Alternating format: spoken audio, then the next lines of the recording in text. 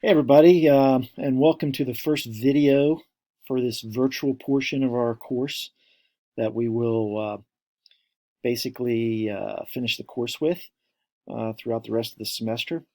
But I hope that we have better luck with technology than we had in our classroom. But today we're going to be we're going to start with chapter 10, managing teams. And many of you may already be a part of a team or actually even supervise a team. So a lot of this should be helpful information. Throughout my career at different companies, I've been involved in countless sales teams, management teams, training teams, and the whole corporate world utilizes and embraces teamwork. So I think that this chapter should be helpful to you. So let's just take a look at some of the learning outcomes that are in this chapter. And let's start our discussion with work teams. And what exactly is a work team, and what are some advantages and disadvantages of teams?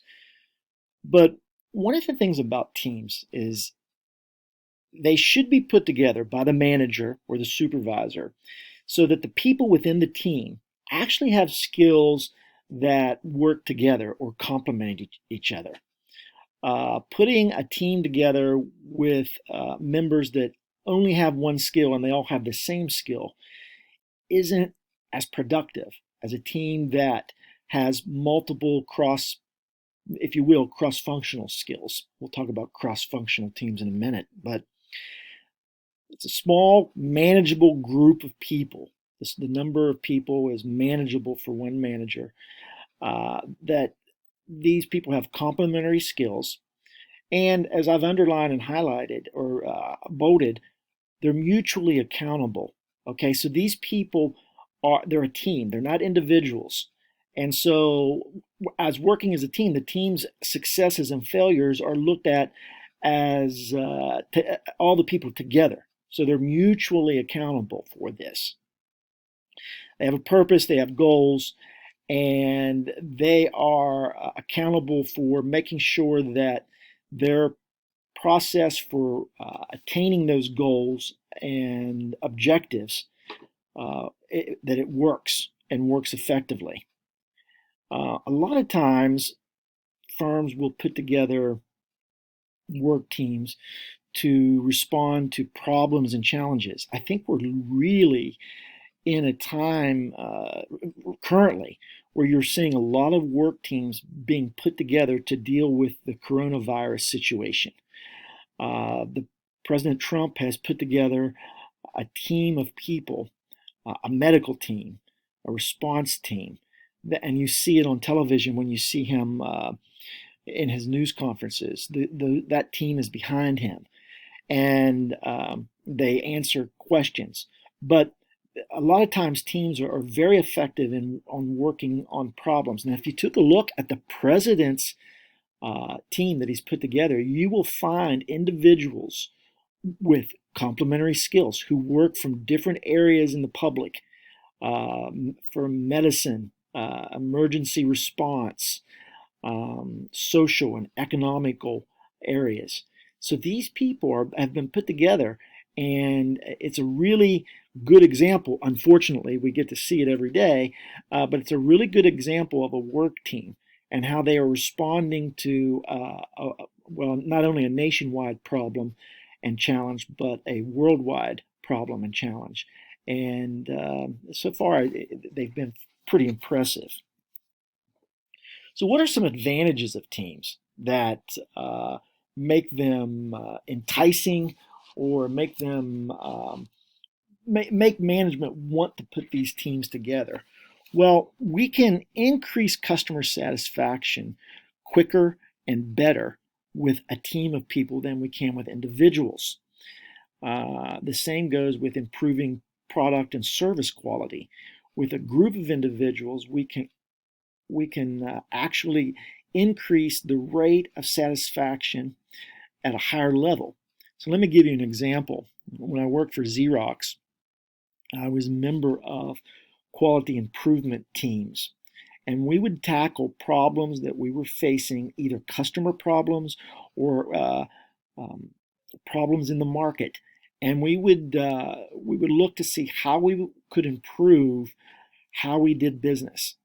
Let me give you a specific example. I was in charge of an account. I may have mentioned this in class, but I was in charge of an account in downtown Pittsburgh. That was a huge account, probably over 2,500 units, copiers, printers, not only in Pittsburgh but nationwide, where these companies had other remote offices. And we were having a problem. We put together a quality improvement team to try to increase customer satisfaction and to improve the quality of service that we were offering the customer, both with our service and our product. The team was made up. I headed up the team because I was the sales manager. We had service people involved in the team, members of the team. We had administrators who were part of the team, and we had managers, other managers from other areas who were in charge of the team, and members of the team. And what we did was develop a solution to the problem.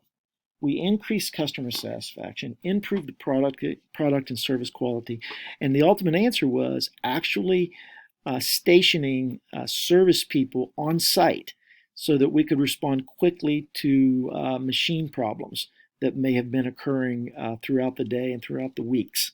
And it turned out to be a very, very successful solution that was actually implemented nationwide for the company. The company targeted large accounts, such as the one I was dealing with, and they actually mimicked what we did in Pittsburgh. Obviously, a group of people can increase speed and efficiency, not only in solving problems or increasing customer satisfaction, but developing products. I teach a new product development class at Fairmont State, and one of the things that we talk about are new product teams. And new product teams are basically how all companies develop and create new products. You have to have a team of people working together to do that. It also increases job satisfaction because you're working on new projects and you get to do what they call cross training. And so you're improving your overall skills because not only are you working in your specific area of expertise, but you're getting exposure to other areas. So let's just take a restaurant example. Maybe you put together a team in a restaurant where you have the kitchen manager, the bar manager, and the restaurant manager, and they pull people from those areas to work on some type of a problem that the restaurant might be having.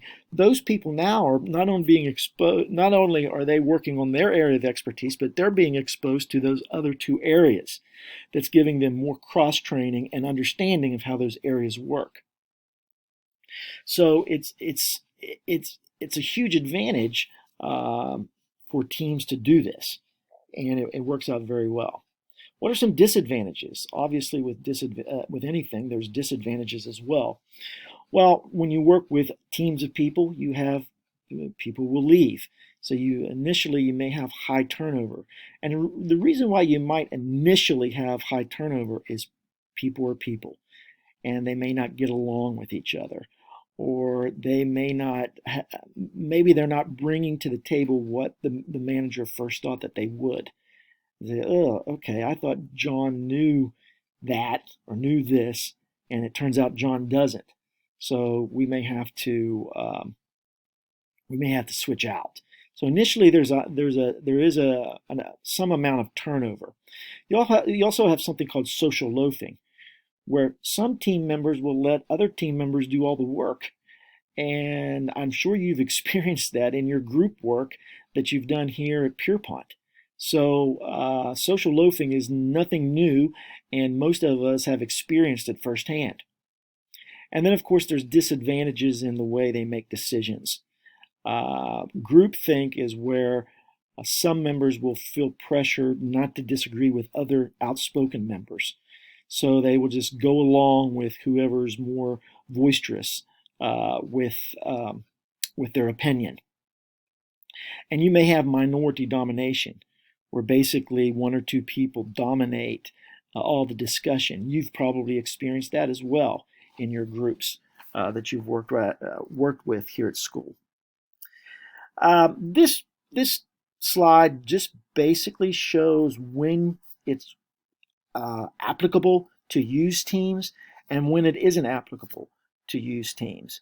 So obviously, if there's a real clear purpose for the group and it can't be done unless multiple people work together, then obviously that's more applicable for a group project or a group teamwork.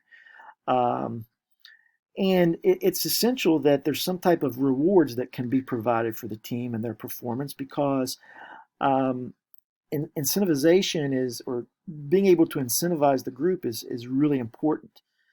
When you don't want to use teams is when there's no real purpose for it. The job can be done by one person. You don't need a team of people to do it. There's really no rewards that you can offer, and there aren't a lot of resources available. So it's pretty common sense, but a lot of times teams will be put together, and I can tell you that I've been involved with teams where we all stood and looked at each other and was thinking, what are we doing here?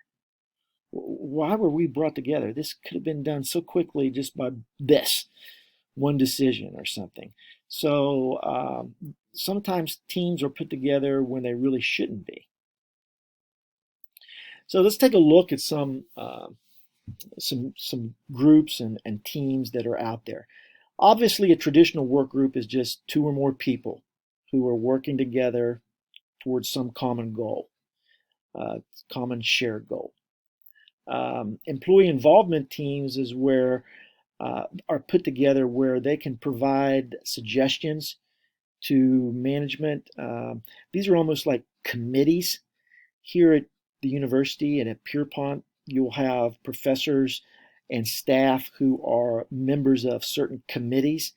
And whenever something comes up that needs maybe some input, these committees will get together and try to provide that input to administration. There's semi-autonomous work groups where these people actually have some authority to make decisions to solve some of the problems that they're working on. So semi-autonomous meaning that they've got some authority to make some decisions without management approval. And now, not all of these are separate. I mean, all of these, you could be a traditional work group, an employee involvement team, and you could be semi-autonomous all together as one. But it's important to know how these things work, how these teams and groups work together. Self-managing teams is sort of a new concept or a newer concept, and you will see a lot of high-tech corporations using self-managing teams, also self-designing teams. Apple Computer, for example, utilizes self-managing teams. They basically go out and they have no authority to report to other than the CEO. They go out and maybe it's creating a new product, creating a new technology, creating a part, whatever it is. But you'll find this with some companies that are very advanced, Amazon, Apple Computer, Intel. These companies will utilize these self-managing and self-designing teams. There are some other teams that, or at least other teams that we need to talk about, or different frameworks of teams. Cross-functional teams. This is where I have most of my experience, where you have people from different functions within the organization coming together as a team to make some type of a decision or just to solve some type of a problem. So, it's composed of employees from different departments, different functional areas of the organization. And most teams need to have some type of cross-functionality. In other words, they need to have people from different departments and different functions in order to give valuable input. So you'll find that most teams are cross-functional. You have virtual teams, and this is where teams don't even have to be in the same area. They basically work from their computers, and they're dispersed throughout the country or through all over the world. We're actually experiencing that here at Fairmont State, and I'm sure at Pierpont as well, because what we're doing is we're teaching remotely. We're having meetings, virtual meetings on WebEx, and we're limiting personal contact because of the coronavirus situation that we're under for the next few weeks. So virtual teams are very prominent across the country right now, but they've been prominent for a while as well, not just because of the situation we're under. And then project teams, where they come together, complete some type of a project, and then they disband. They're created to complete something just one time, and it's for a set amount of time, and then they're done. And a lot of teams can be classified as project teams. So what are some factors that affect work team characteristics, or how teams work? And this is sort of on the psychological side.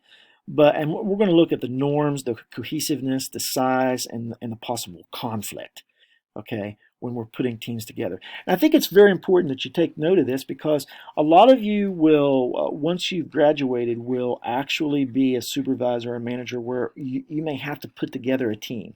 So you have to understand some of the dynamics that you're going to be dealing with when you put these teams together. So what are team norms? Well, obviously, these are just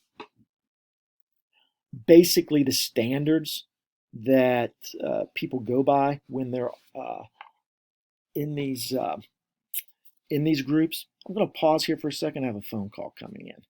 Okay, I'm back. But anyway, team norms, is how does the team operate? What are the norms that people use to display their normal behavior? So maybe, a team has been together for a while. They will basically, everyone shows up on time, or everyone shows up early. Bring a new member in, and for all of a sudden, they never show up on time. They're always 10 minutes late. They're breaking the norm. Someone will have to say, listen, we all come in early, 5 minutes early before the meeting starts, so that we can talk about, what we're going to be doing, blah, blah, blah, blah, blah, blah. And so it's sort of an informally agreed upon standard to regulate the behavior of the group.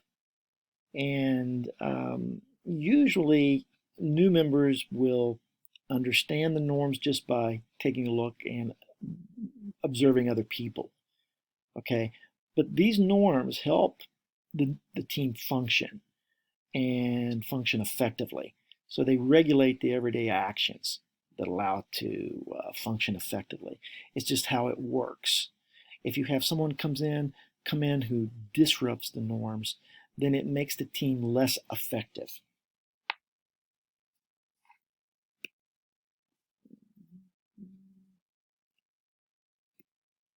I'm trying to advance the, let's see here.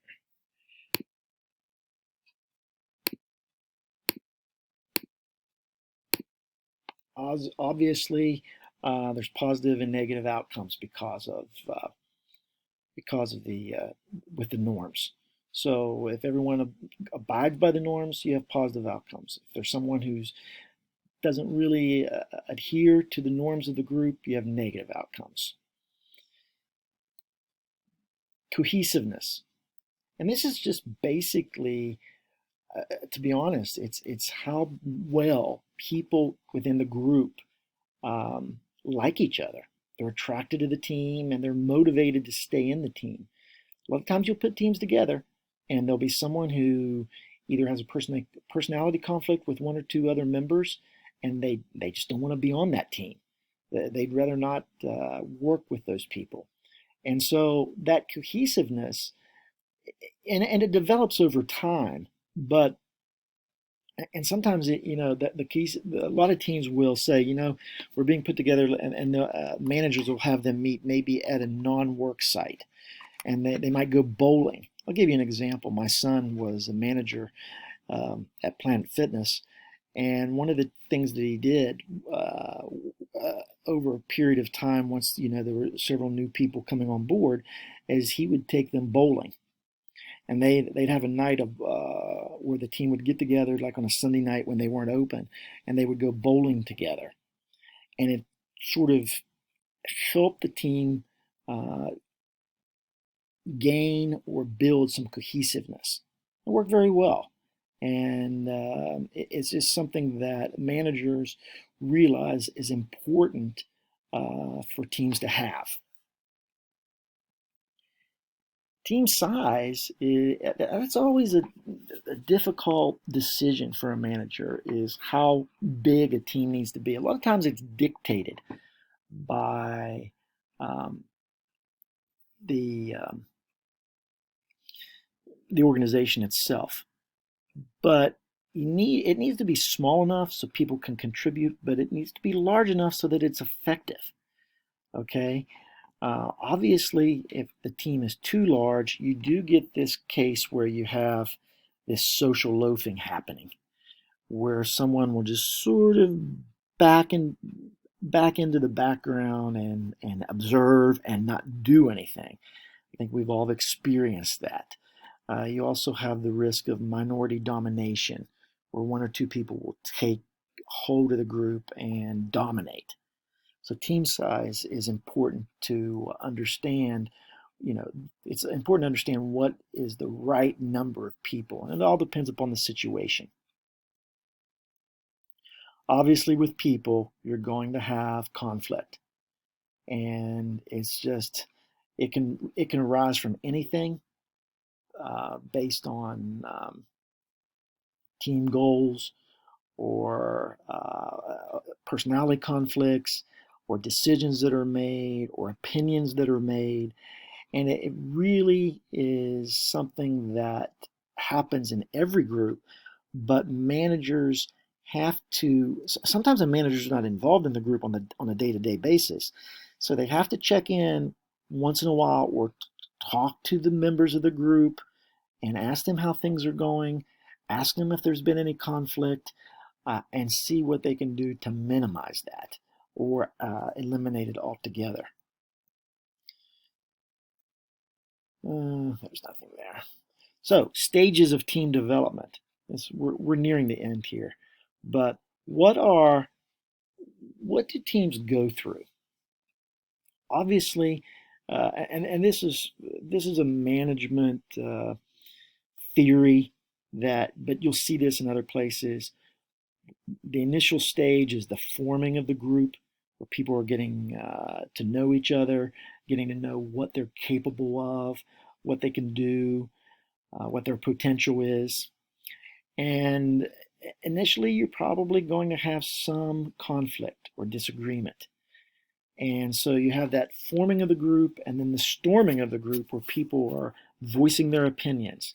And because you're trying to come into agreement of what is it exactly we're going to be doing, what's the goals, the objectives, and how are we going to achieve those goals and objectives. Then after that the forming and the storming, you have the norming, where people begin to settle down, get to know each other, and this is where you really have the this is where you really start to get some effective results happening from the team, and this norming has settled in, and then you have performing. It just does, the group does, or the team does what it's supposed to do, and as that team passes through these stages, over a certain amount of time, you may see a decline in performance. And as a manager, you have to be able to recognize that, because you may have to engage new people into the group, pull some people out, maybe form an entirely new group. Groups, they go through a cycle. where they become very effective, and then it's sort of maybe they become complacent or lazy, and the group doesn't perform anymore. So maybe mixing up team members sometimes. And I'm sure you've experienced this at work, where you might be on different teams or different involved in different groups. So what can managers do to enhance the effectiveness of groups? And I think this is one of the most important parts of the chapter. Obviously, all groups need to have some type of objective or goal, priority, and then selecting the members of the team. And that has to be done carefully and with some thought, because it's not always easy to put the right people on the right team. So selecting people for the teamwork, then training the team on what they're supposed to do and how they're supposed to do it, and then finally recognizing and compensating them for their results. You can take a look at some of these other slides. There's obviously different types of goals, specific goals, challenging goals. Obviously, a team that is given a more challenging objective or goal everyone's going to have to pitch in, and social loafing is minimized at that point. But if the goal is really not that challenging, usually one or two people in the group can take care of it, and a lot of people won't actually do much at all. Stretch goals are where you actually put goals out there that are really ambitious, really overreaching, and that some of the people in the group may not even know how to reach them without the input of the group. So giving a stretch goal, a lot of times in sales, you'll hear this term used. Well, here's your sales goal, and the stretch goal, here's your goal, $10,000 worth of sales this month. The stretch goal is $15,000. Well, the salesperson may know that they can reach the 10,000.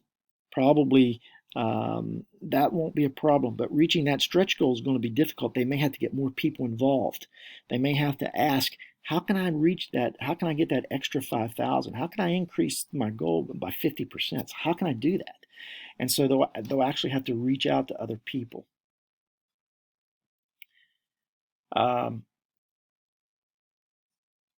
Stretch goals are effective only if the team has some type of autonomy.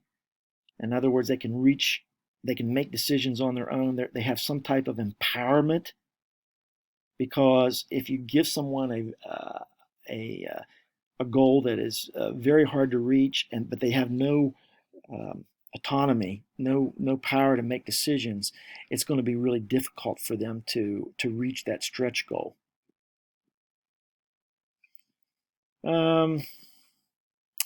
Only thing I want to mention here is the bureaucratic immunity. This is just basically the team has autonomy, and they have the power to make decisions, and they have the ability to make those changes without getting approval from managers. And it's that sometimes is really important. You won't find the structural accommodation. You won't find that too often. That would be in some very advanced organizations where the team actually has the ability to change organizational structures and policies. That's usually a very high-end team made up of top managers, and so most of us we won't be involved in those types of teams right away. So when we're selecting people to be on teams, what do we really look at?